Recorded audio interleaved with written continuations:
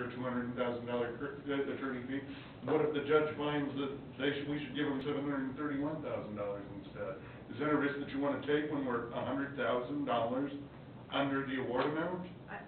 Not me. My point is, when does this stop? I mean, this is crazy to me. I have to tell you, this is like absolutely insane to me.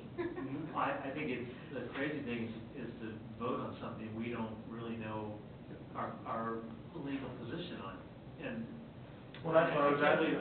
I can't believe it's gone on this long and we haven't consulted an attorney on what our likelihood. I mean, I know it's going to cost money, but they know it's going to cost money too. Basically working at it from the contract administration point of view, following the specifications, following the procedure, considering what we felt was our case. It wasn't taken by the hearing officer. So, you know, there's a lot of could, would, and shoulds on that. Well, I know, but I'm just saying that I think we would be remiss in making any decision until we find out what an attorney would tell, you know, what So advice. let's ask Jim if there's a canned response that would allow us the time for due diligence. I know you haven't reviewed it, but is there a canned response that it has been presented to council, it is in the due diligence process, and we're asking for a 30 or 45-day repeal or whatever the jargon is to buy us the time to look at it? At the end of the day, the decision may be the same from what I'm hearing, but is that an option? I haven't looked at any of this, but is there a time limit we're under somehow in the settlement offer that Amino has signed? Initially, in the settlement offer signed, the initial response to Amino to the letter that KDOT had pitched the offer was, this has to be resolved within, I can't remember, like, middle of September. I responded back saying, you need to respond before I present it to council. There's no way that we're going to be able to meet that deadline, because the next council meeting I had was, at that time, I think it was October 5th. And I will not make the decision. Council must make the decision. It will not be presented unless Amino accepts it. And following that, I was quiet for a while, and the settlement offer was pitched to Amino. They did sign it in return. So, If the city council does not approve the agreement cannot be made final, and the Amino Brothers may pursue its claims against the city of Gardner if it chooses. There is no date associated with that. Amino did sign it on September 21st, 2012, which is 25 days ago. They probably have the option to withdraw that settlement offer at any time if they aren't happy about your delay or anything else. I guess the question that we have is, a review by an attorney of the damages. The attorney's not going to be able to tell you whether the damages are right or wrong. The people who tell you if the damages are right or wrong are the engineers at KDOT. They're the ones that look at the projects. The attorney would be able to offer an opinion that would say your likelihood of reducing that amount in court is X, your likelihood of increasing that amount in court is Y, plus fees. That's the opinion we would get from an attorney, I guess. Is that? Yeah, from what little I've heard, there's definitely were some delays. So it sounds like they would be entitled to something. It wouldn't be zero, it'd be something. Plus you would go through months and months of litigation, all types of discovery. You'd have to call in expert witnesses to examine exactly what happened. You could spend anywhere from, $50,000 to $250,000 in fees. It gets very expensive to get into litigation of this type, and you have a great deal of uncertainty of what the outcome is going to be. If they came with a $2 million claim, you have a lot of juries that get into Solomon's wisdom and say, well, we don't know what's right and wrong. They've claimed $2 million, we'll cut it in half. You have no idea where you will end up. That's the uncertainty of the litigation. That this is certainty, whether it's perfect or not, we don't know, but it is certain. And you will avoid all those uncertainties and all those costs it sounds like they would get something, because there were definitely delays. But I thought those delays, I mean, that we offered alternatives for those delays. We don't have to pay. Even back when the project was going on. Yeah. Oh, yeah. So the ductwork, the whole duct thing was an issue, but we said, go work over here. And they chose not to, they chose to just sit there and There is wait. a part in the contract that says they have to mitigate their losses. Where you run into it, that's, we were arguing the fact that they did. KDOT said, well, they don't. I mean, they've tremendous schedule, and we argue, well, where is their schedule? You know, we went back and forth, and as I say, you know, we would argue our case. See, KDOT didn't seem to buy it. It was bought at the lower levels, the higher we got, the less we felt we would support it. I think you say. We're arguing practicality and principle. And I I think don't, that's the matter here, it's principle, the principle of the thing. And, you know, we can feel good about being principled, but at the risk of We're not arguing on our principles, that's the problem, we're fighting someone else's principles. We can't project our own principles onto them and hope that they act that way. Well, no, because we'll come to court and they'll say, Your Honor, we had $2 million in damages, and we worked in good faith with the Kansas Department of Transportation over months and months and months, and we did everything we could to lower the impact to us, the poor, minority woman-owned business that we are, and that is exactly what's gonna happen. which is exactly what, you know, they.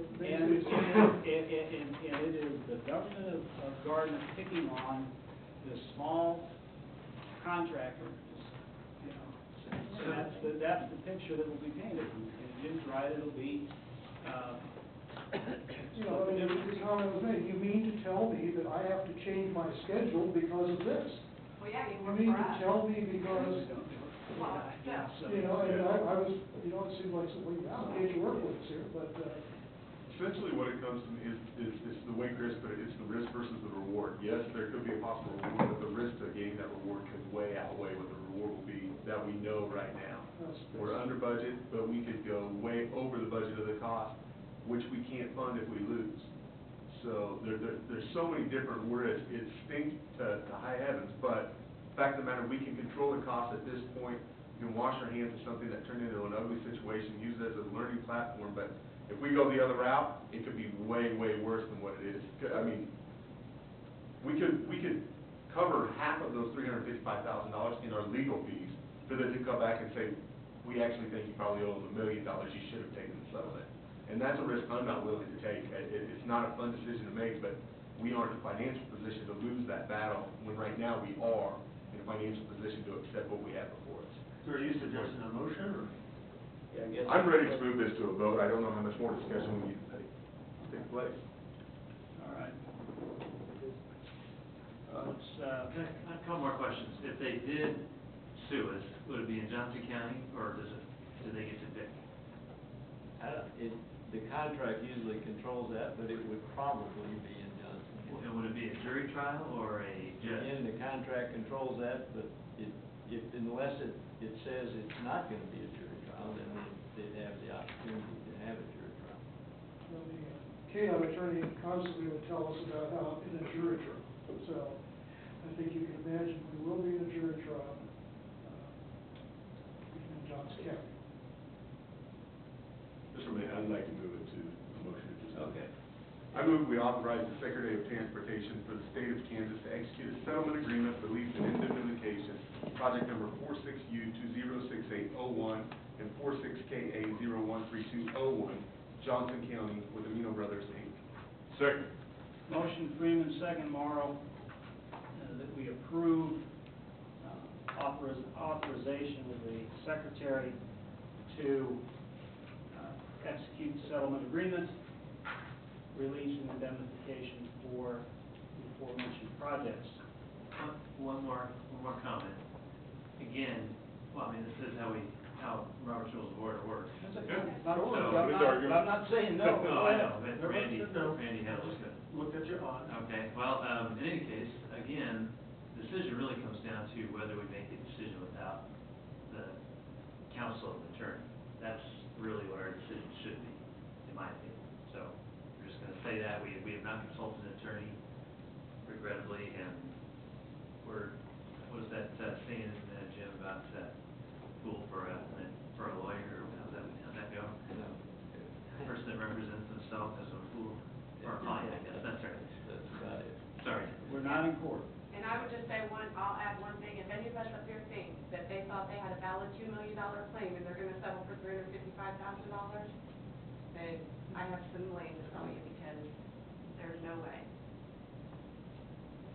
Especially when the cost really is $8,000. There is a motion on the floor. All in favor indicate by saying aye. Aye. All opposed? No. Randy? Randy? Aye, I'm sorry, I was reading. Okay, let's do, I'm gonna go through a roll call. Gregorczyk? Aye. Harrison? No. Morrow? Aye. Freeman? Aye. Bodovich? No. Motion passes. Thank you. It's an unfortunate situation, but I think it's the right decision. In my opinion, I would have brought it before you, but I didn't do it this way.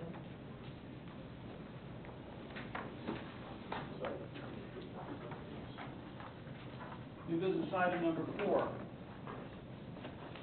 Consider passing an ordinance amending chapter 15.55 gas and oil permits, the Gardner Municipal Code. This would be ordinance 2410, or excuse me, 11. This all, the next three items all kind of roll together. With regard to, Just 1 second. Packet says resolution. Oh, I'm on 5, never mind, sorry. Thank you. Why you're here. Going slow. Very good. Let's give it. I know. I feel like Trying to we move should it go. along, all right. Sorry, David, go ahead. Sorry. The next three items are related. Just kind of summarize the next three items. The first one is an ordinance basically amending the code to get fees out of city code and into a resolution. The second one, which I'll go into, is the resolution setting up fees for gas and oil permits to get us to the end of the year. And then finally, the gas and oil permits will roll into the master fee resolution. To start off with the ordinance before you, basically Title 15, basically Chapter 1555 governs gas and oil permits for the city of Gardner. In it, there is one section that talks about a fee, a permit fee, which is set at $150 per month. There's a section in it that talks about the license fee, which is $25 per well per year. And finally, as a cleanup item, there's a section that talks about how basically a blowout preventer is required for wells. Through our when we were working through well issues earlier this year, the attorney that we were working with Jim on and the geologist I had helping us work through oil permitting issues, both said the type of wells we are drilling here, the basically shallow wells, you don't have enough pressure, no one uses this device called a blowout preventer. However, our city code requires that they certify that it will be part of their operation, even though no one uses it to drill 800-foot wells, which is what it's dealt with. So, as a cleanup item in this ordinance, I'm eliminating that requirement, recommending it be deleted from city code because industry practice based on our own attorney's recommendation and a geologist's recommendation it's not needed. So this ordinance simply moves the permit fees out of code and eliminates the requirement that this particular device, which is not needed for 800-foot deep wells and the type of strata that's drilled in Johnson County, are needed. So that would be first action would be approval of the ordinance to move into the fees of the next resolution. Steve, I have one question. I did look at this. a bit of a blue sky comment, I guess, but with fracking becoming such a popular means of exploration, I know Texas is booming right now, with that, Literally. with that exploration in mind, and those are much higher pressures, because they're actually introducing pressure against the fracking process. What if that becomes an option here in our jurisdiction? Would we not have the verbiage to require a blowout preventer in that case? The pressure for fracturing is the other way. You're forcing pressure down to fracture the rock Correct. structure. The blowout preventer is meant Post. to prevent pressure Coming from back below up. coming back up. And Correct. if everybody we've dealt with said that there's nothing like that around here in the Bartlesville level that these wells are dealing with. Just asking. It's just, and then where you do run into higher pressures with fracking, there are deep wells, Mhm. 12,000 feet, they're also Right. horizontal wells, so Right. they're really forcing, so they're running extremely high pressures. Mhm. What we did discover that the term fracking has been in use for 50 or 60 years. It's a common practice.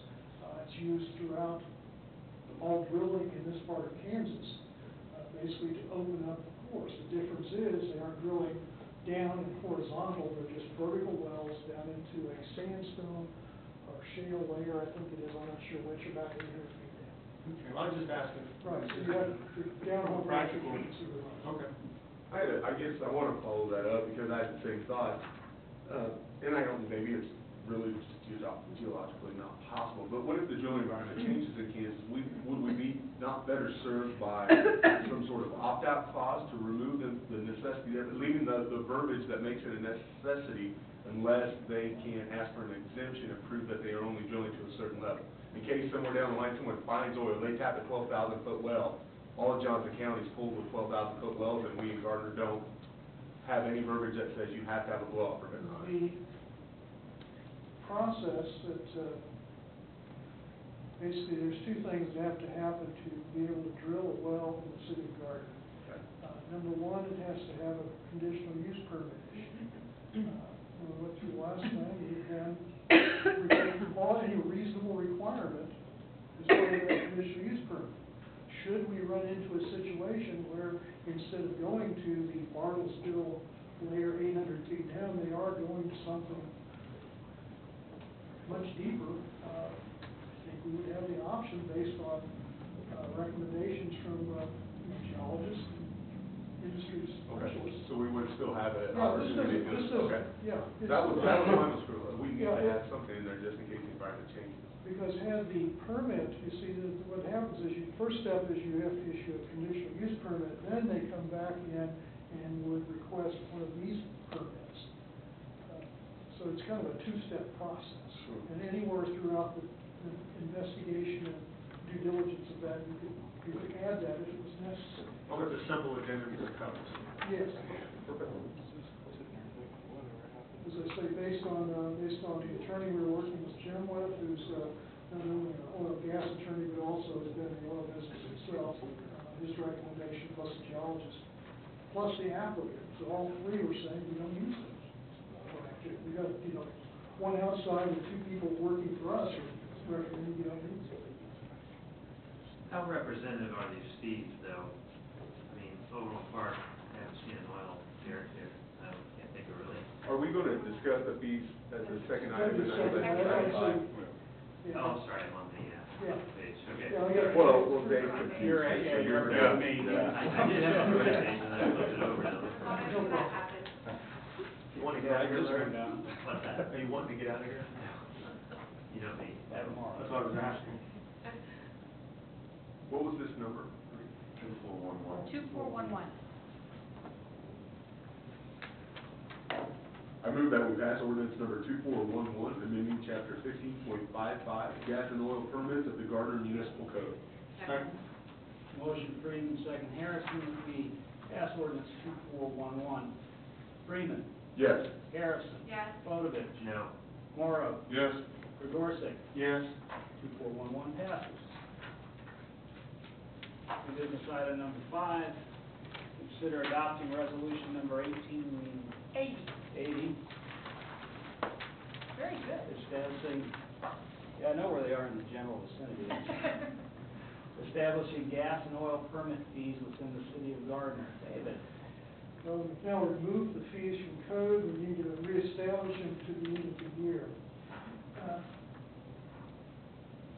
Basically, the only fees I was tracking down was, City of Overland Park, currently has a permit fee of $300 for the well. They don't apply per well, actually they apply for the application, and then an annual license fee of $100 per well. In talking to Overland Park, they've never issued a permit. The City of Wichita, in their current code, they have a permit fee per well of $500 and an annual license fee of $150 for producing wells. We checked with Wichita, and they've only issued one permit since 1989. Our current fees, which were established at some time prior to 1990, so possibly contemporary to these, $150 per well, for a permit fee and an annual license fee of $25. We have never issued a permit. We do have wells in the city limits, but we have basically annexed them into, so basically open door. I'm recommending that we just raise our fees to match the city of Wichita, which is basically right. Do we have any pending permit or requests right now? We had one, we may have one, we could have one later this year. Is that per well? That's for well. And is it defined sufficiently, when we say well, the well is where the oil is removed, not where we put the water in, right? Isn't there a process by which we take and pump water into the ground and move it to a certain point, and it's pumped out of the well to reduce the number of wells on a given property? Actually, yes, they do have downhole, I think, okay. That I would have to double check the code. Let's do the definition regarding production wells, but, A water injection well typically is not a well that you're charging for. All they're doing is putting pressure in to force the oil towards the actual producing well. I would think we're only talking about producing wells, but I'm not. So what do we do for $500 per well? I mean, what is the kind of labor is involved? What are we checking? Is there any safety? well, basically the license fee talks about, we have to go through a process of, we do have to do some inspection. We would probably have to bring in,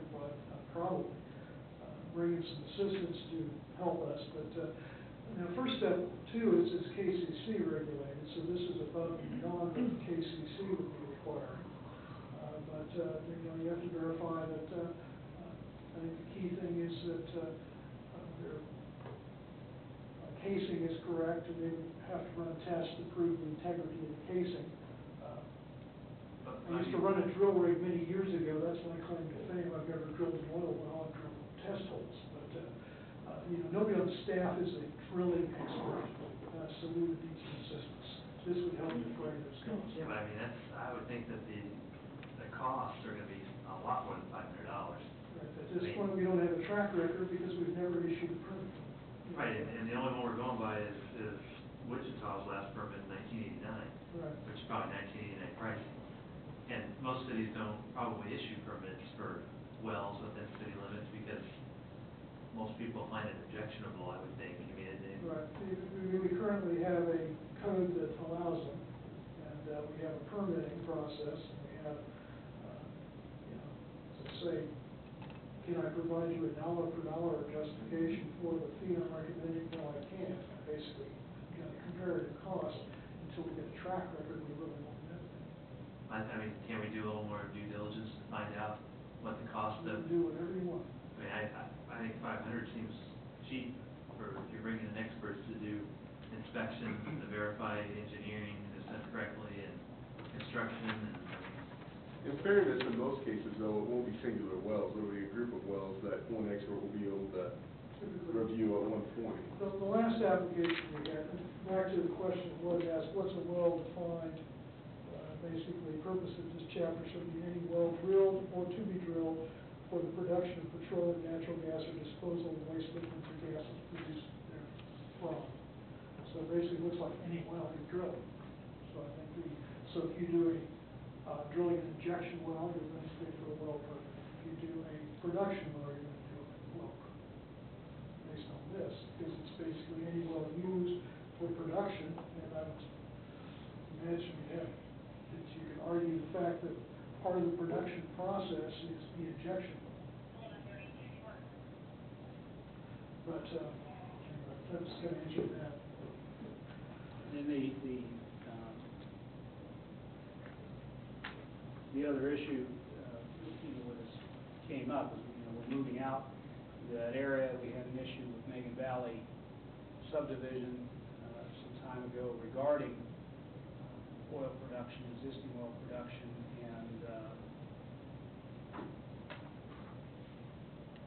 that really drove the need to further regulate that within the city limits. I guess from a philosophical perspective, do we want to create a disincentive? Is that the council's wishes, regarding these? If that's the case, then we've never issued one, and there's ways to ensure that we never will. So, Well, I mean, we've talked before, once this happens. that's all that's it. happening there. Right, exactly. So, I'll tell you, I'd want a disincentive. My bigger concern is not really what ours is. My bigger concern is the fact that the county has none.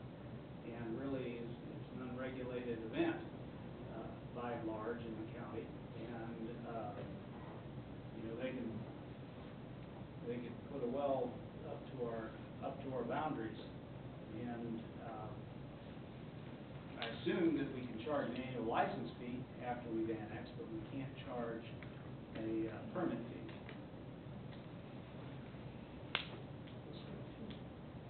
No, perfect. If it's developed in the county and annexes the city, that would be true, it would be permitted already. It would have been permitted That is or correct. whatever, so we would be, but however, we would be able to impose an annual license fee. Yes. Well, my thinking is that if we're establishing a fee to get us through the rest of the year, let's go with the higher fee, but then let's talk about the next resolution going forward from there. And I'm not, we're a city of 20,000 people that is probably going to be able to double in population, Mr. Mayor, over the next several decades. Double in one decade, so. Yeah, well, no, and No that's reason to assume that we wouldn't do it again. based on our current annexation boundaries. I think that, I agree with Christie, and I'm getting from Larry that probably for disincenting this. But yeah, let's get that resolution To be fair, I through. think Larry the end said of the he year. wanted to charge an equitable amount to assure that. I don't know that I need to use this as a True enough. disincentive. I just don't like making decisions in the blind here, and if we don't know what the real cost, you have to pay for some guy from Oklahoma's, overnight stay while he's here, it's expensive, we have no idea what the costs really are. We just know 1989, Wichita issued one at $500, and I just don't think that's the right way to approach this. So I move that we table this until we get better costs. One caveat on that, if we table it, then anything that happens is at 150 and at 25, so I guess I wonder if we need Is to. that only if we approve it now? They still have to come before us to approve Point of clarification. the permit, right? Yep, go ahead. If I may clarify, it actually would be at no cost because you just passed the Oh, yeah. ordinance to repeal the 150. So You need action. I knew there's a reason why I brought Oh, number no, 5 up yeah. before. it Yeah. might be good to at least if you went with what you currently had in place, you would have only gotten 150. At least if you put this in place, you'll get 500, so you're closer to what the cost would be. And if you'd like to add here 500 plus any cost associated with it, then at least you cover costs. So the guy who comes from Oklahoma that you mentioned, at least you indicated in this language that you would like to add any cost associated with it. So just because we're approving these fees, they still come before us to approve, I mean, Conditional so, to use, yeah. For you. we're not, I mean, nobody's just, we're not gonna have that mad rush to City Hall and, Yeah, but you know what, here's what's gonna happen, they're gonna say, you don't want our development, and you're trying to jack up the fees now to demotivate us from putting a well here. And then they have the basis, it would seem to threaten another lawsuit. I mean, isn't that how it works? Once you put it in writing. In my feeling, you shouldn't set a fee as a disincentive. You ought to set a fee that's a fair, equitable fee. Right. There's not that much inspection. They go out, they look at the way it's being drilled, they look at the way the tank batteries are set up, the berming around it. It's not a huge thing. That's the inspection side of it. as I Are there understand it. folks in the area, I assume. Oh, yeah, we have folks here that. We had, Can we get a quote? the last time around, we had Yeah. Burns and Mac on tap, basically it was just hourly. I think I paid totally to help us review the application, we had $250, $300 for Burns and Mac. And so we would get a local guy to help us. People on So, staff. yeah, if we, move forward with the 500, because the resolution is, we can change it next time, right? We can drop it down, or we can raise it up if we need to. So if we need to at least have it on the books, then we're not stopping it. So I guess I don't understand what you're saying, then we vote on a resolution, and then we still have an ordinance to approve what the actual amount, is that what you're? No, the ordinance basically just took it out of ordinance and put it in resolution to make it easier to adjust the fees. Basically, And we're so, Right. so what we would do, if we passed Resolution 1880, it would set it at 500 and 150 if we were to be able to get, estimates of quote on what it would cost us. We can address it Realistically, again in November. we can address it in November, December, whatever the case may be. But if we don't pass this, someone can come in tomorrow and say, I don't have to pay a nickel, That's right. and I can bring all my CUPs up to the table. Yeah. Now, one thing I need to just advise, because the master fee ordinance basically has these same numbers in it, this is just to get us through to the end of the year. You've got two options, Ron, you could approve this, you could take the language of expiring, when it expires at the end of the year, you could say this ordinance shall take effect. Typically, when would you do that, today or on passage? Today. Publication. Well, you publish resolutions. Yeah, we don't publish resolutions. So it'd be today. Right, so you could do that, so you basically, this would stay in effect until repealed, and then when you go up to the next item, I have it included in there, you could strike it, and then this could be reconsidered, because the next resolution is setting your fees for next year. So you'd strike number 4.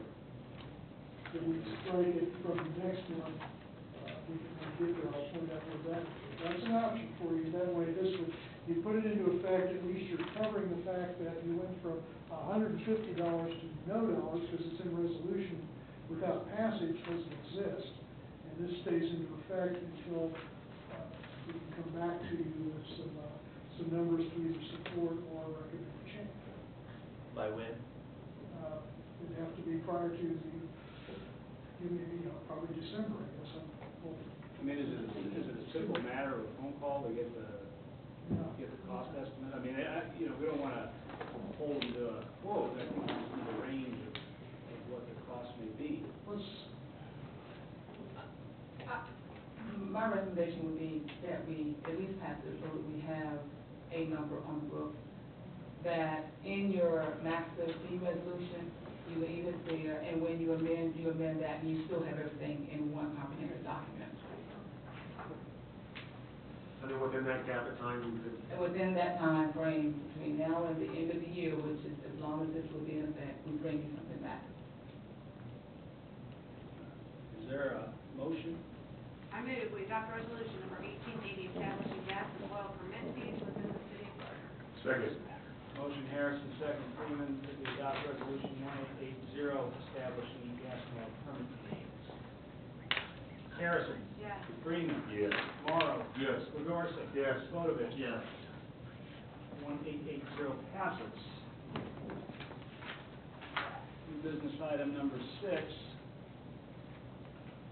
adopt resolution number 1881, establishing various fees and charges in Title 12, Streets, Sidewalks, and Public Property, Title 13, Utilities, Title 14, Floodplain Management, 15, Building and Construction, and Title 17, Subdivision Regulations, and Title 18, Zoning.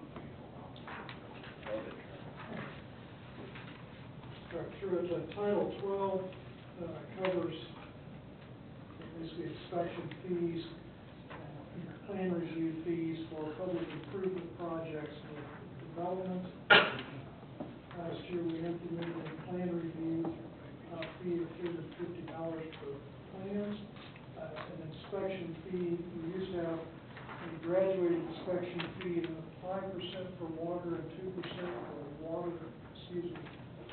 stormwater and streets. We currently do not charge an inspection fee for sanitary sewer because we require that basically state requires full-time inspection, and that's a cost borne by the developer. We changed it to a uniform 4% construction cost fee. Last year, we're recommending that stay the same. Comparison, the length of charge is 4.5%, Fremont is 5%, Novaxis is 3%, so it's in line. The floodplain review permit, the code requires $1,500 if you do want to develop in a floodplain. We do have a caveat that allows us, if we have to go through extensive reviews, we can charge for that. Language.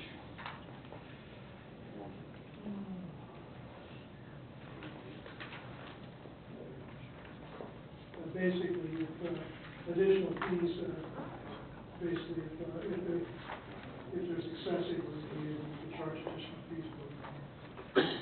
Title, also added to Title 12, this is very similar to the discussion we just had.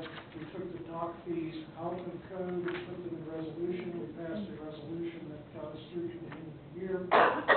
This year, we're recommending that the dock fee be raised to $25 per dock. Late fee is increased from $1.50 to $2. Numbering fee, if the number of the dock goes to $10. Lake associations reviewed that going forward. The development fees are listed in the code, basically what they have in the resolution.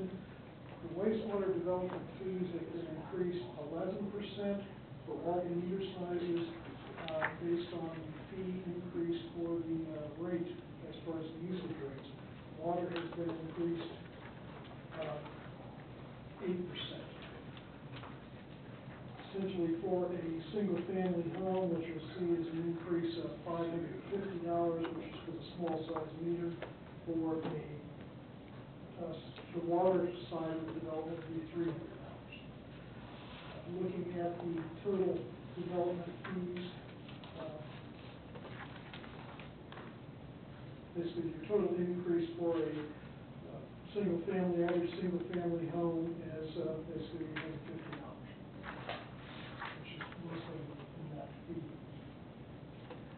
14, basically that was the floodplain administration fee I just mentioned. 15, basically this is the building code fees, no changes are recommended this year. Basically, if you don't work, basically they've raised the penalty to $5 for working with a permit. This also is where the gas and oil permit would reside in Title 15. Title 17 is the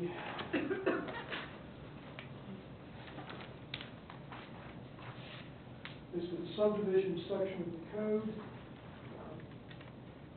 The excise tax is 20 cents per square foot. Several years ago, the state law was changed where if you had an excise tax, you could keep it, and the only way you could increase it would be by a permit. So our fee fee is set at 26. For comparison, we're at 20 cents. The average, Lenexa, Overland Park, Shawnee, Olathe, and DeSoto are 21.5 cents. Spring Hill's at 19 cents. Spring Hill's at 15.8 cents. DeSoto's at 19 cents. Edgerton's at a dime. But once again, without a vote, this doesn't change. Also, in the Title 17 is the park fee. It's increased to $20 from $680 per residential unit to $700 per residential unit. The commercial industrial rates are at the square foot of building area. They remain at 11 cents. Title 18 is for zoning fees, basically recommended staying at the 2012 levels, except we're recommending adding a $10 fee for a zoning verification letter. Planning staff does get requests periodically, what's the zoning, and they have to do some research and write a letter. Previously, that was done at no charge, now we're recommending a $10 fee. This is the master fee resolution. Basically, these are all the fees we've slowly worked out of code into a resolution.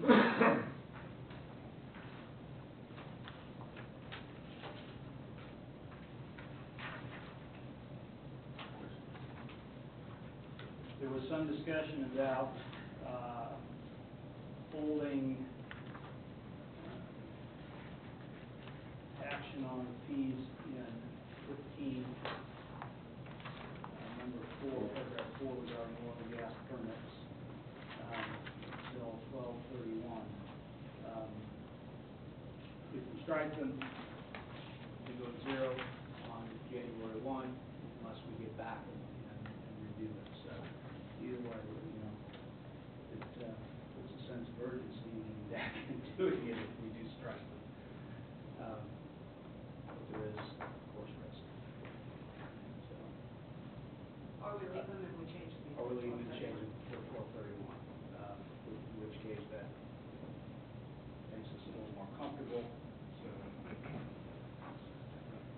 however council would like to proceed. Any other questions beyond that? On Title 15, it says the occupancy fee was increased by $5, and re-inspection fees were lowered. And $5 for working without a burden building, that just seems ridiculously low. I can't imagine, that's not even worth the paper and printing that comes with, that just seems totally low to me, doesn't it? Certainly there's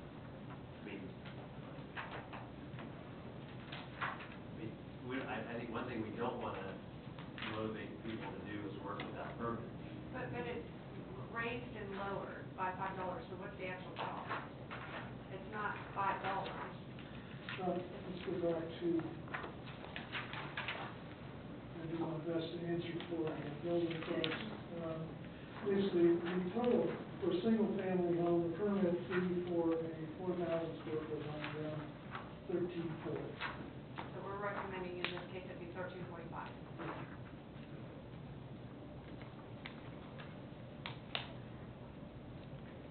Where do we come up with those numbers?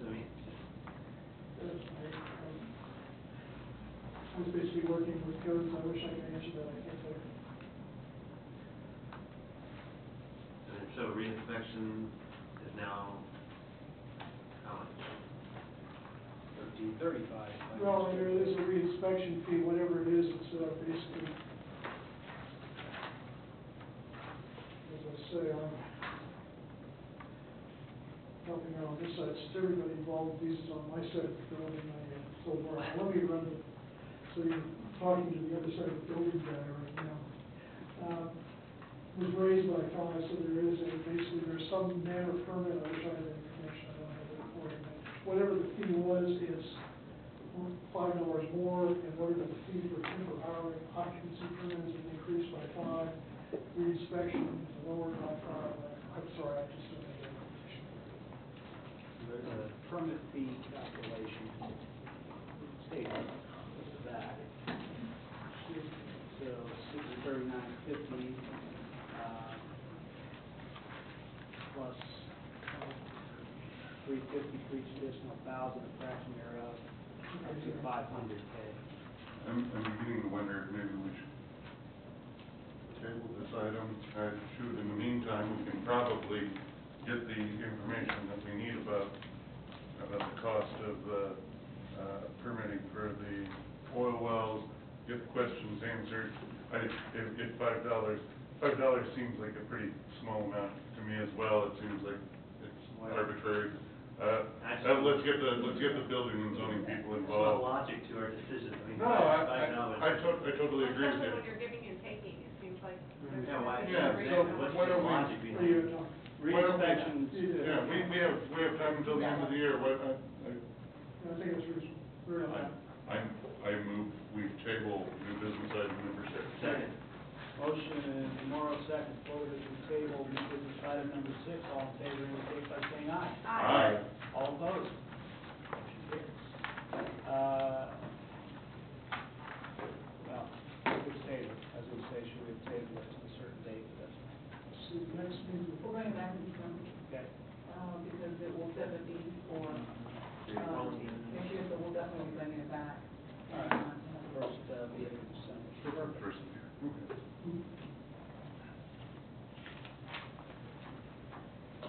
All right, new business item number 7, consider passing ordinance number 2412, adopting an access management code for the city of Gardner, amending Title 12 of the Gardner Municipal Code. This is a revisit of an item from earlier in the year.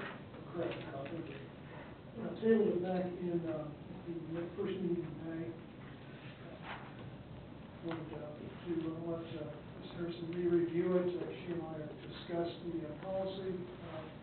Very standard access management program. Basically what you talk about is it's driven by the type of road classification. It talks about controlling the connection, basically the spacing of connections, talks about spacing of signals, talks about requirements for traffic impact studies.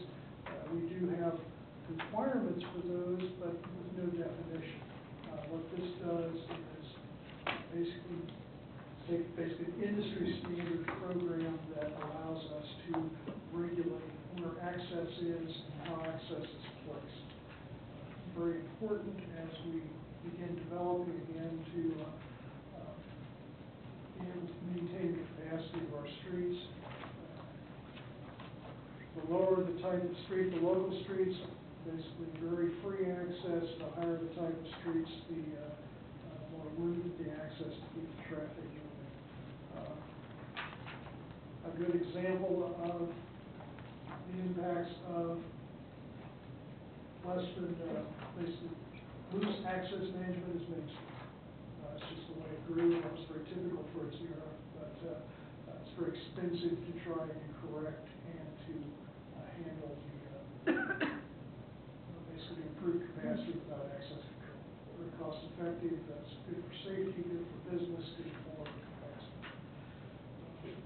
Does this mostly impact current roads and how they're going to be altered once this is in effect, or does it apply mostly to new roads that have not been Where it applies to is in roads that are being developed upon as existing roads with the new development on those roads would be subject to.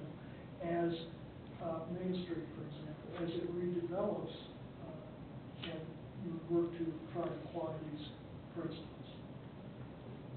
So say, for example, Quick Trip, Quick and I think Trip. we talked about this in May, they would not have an entry onto Main Street under this new proposal. They would instead have the entry from, I guess, Price Chopper. Actually, the entry that we've been using these guidelines to review all developments since basically the Transportation Master Plan. The access point that was approved for Quick Trip met these guidelines, also met the guidelines of the US 56 corridor study. So that basically, we use that to review Quick Trip and requested that they have an entrance basically to remove part of the median that goes into the shopping center. Following these guidelines for throat distance on entrances with a certain anticipated volume of traffic, they said no, you can't do that. And basically, they deal with these all the time. They push, as they needed to push, but they also understood our requirement and prevailed.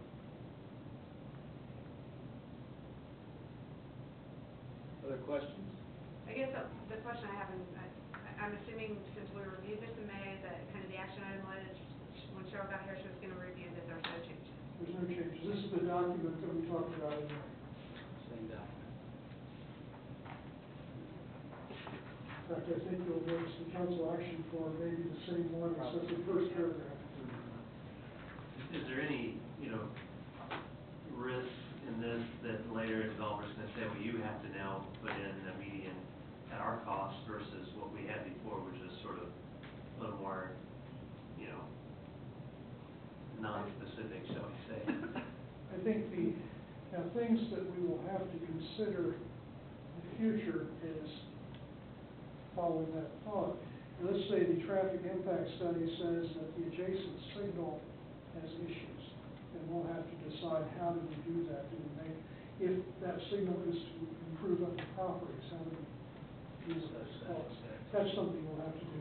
As far as, is there some unanticipated liability we'll get? Well,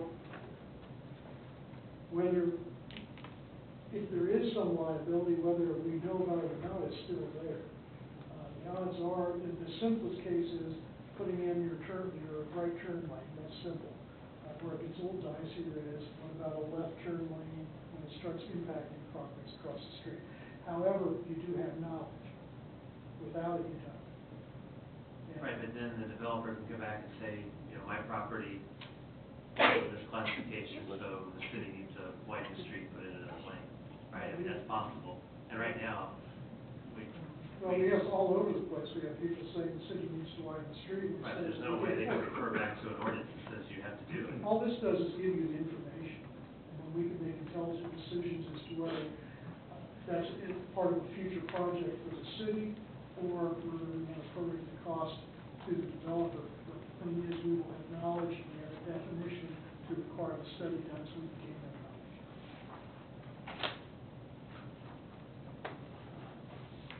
How would council like to proceed with ordinance 2412? Move with pass ordinance number 2412, adopting an access management code for the city of Gardner and amending title 12 of the Gardner Municipal Code. Second. Motion Harrison, second Morrow, that we pass ordinance 2412. Harrison? Yes. Morrow? Yes. Bodovich? Yes. Freeman? Yes. Redorsey? Yes. 2412 passes. Thank you. New That was business. true if you can. Sure. Okay. New business item number 8, it's been suggested that we perhaps table it regarding the committee members for the insurance committee. Yes. Is there any objection to tabling this matter and having the city administrator and HR manager come back with recommendations? So move that we table. Second. Motion with Gorsick, second Harrison, we table new business item number 8. All in favor indicate by saying aye. Aye. All opposed? Motion carries. New business item number 9, consider passing ordinance number 2413, repealing and replacing chapter 2.20 Department of Public Safety of the Gardner Municipal Code to the police department. Mary? Good evening. As you know, in late December or November of 2010, Fire District Number 1 began providing fire services for the city of Gardner. Came to our attention that there were details to be worked out in this code that did not occur.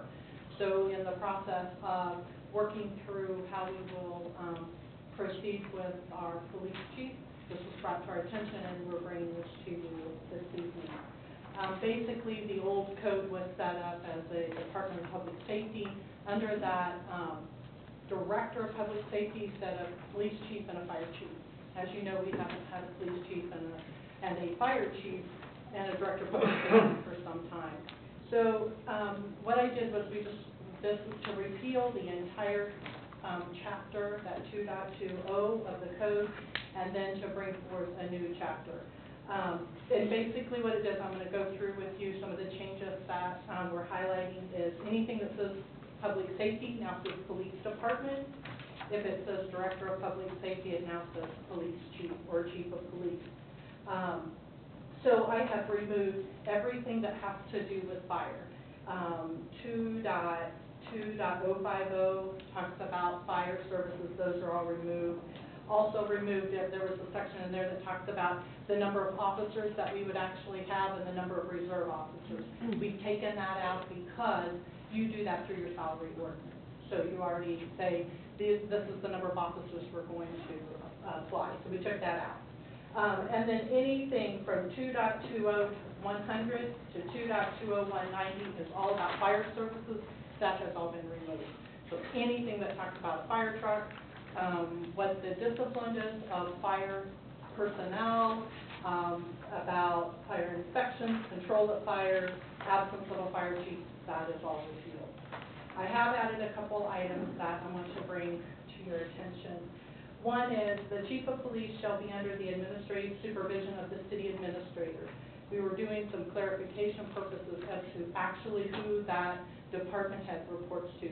That makes it consistent with the other department heads of the city. We also have added a section about vacancy in the office of police chief. This tells us exactly what we're going to do if our police chief is not available, is on extended leave, is not here, what you're going to do. So that is section 2.20040, and it tells you specifically that your administrator will appoint that person to be in charge of the department. Also in 2.20030, this is the placement of your police chief.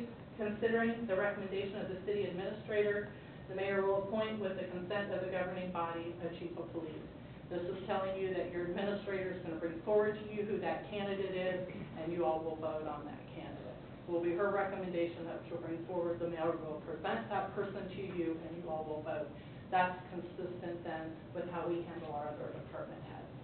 And I'm happy to go through the entire chapter. I kind of did a high level because there's just so much in it that we took out. But I'm happy to go through and. So Mary, on 2.20.030, so basically the org chart is whole now versus the old code, is that right? That is correct. Okay, from an HR perspective? That is correct. Okay, Yeah. that's good.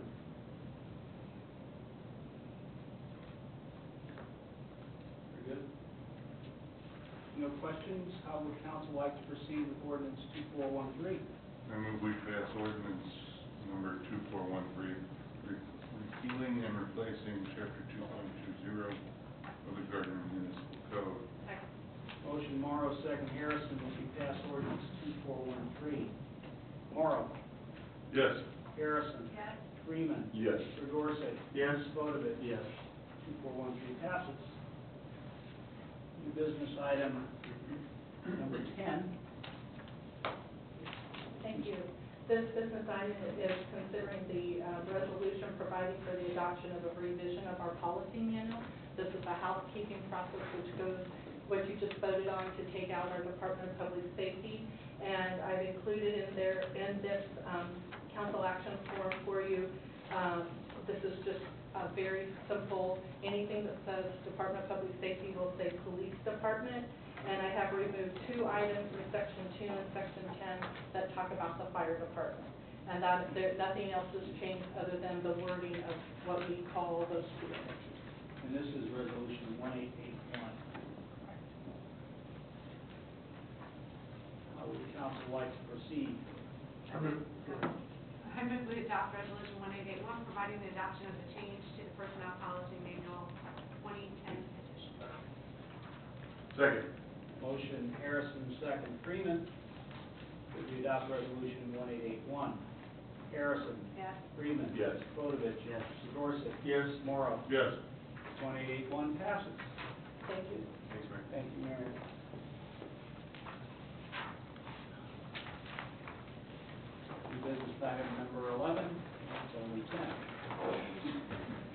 consider granting a waiver to the limitation. We've gotten kind of